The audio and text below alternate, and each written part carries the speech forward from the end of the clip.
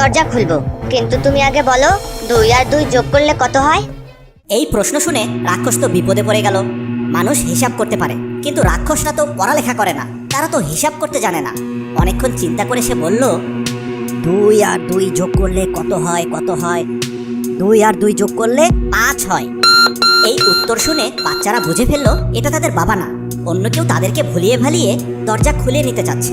তখন তালহা বলে, তুমি ভুল উত্তর দিয়েছো, তার মানে তুমি আমার বাবা না। বাবা কখনো এমন ভুল করতেন না।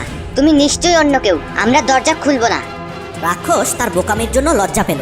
কিছুক্ষণ চুপ থেকে সে আবারও দরজায় শব্দ করল এবং বলল, বাচ্চারা, আমি তোমাদের বাবা, দরজাটা খোলো।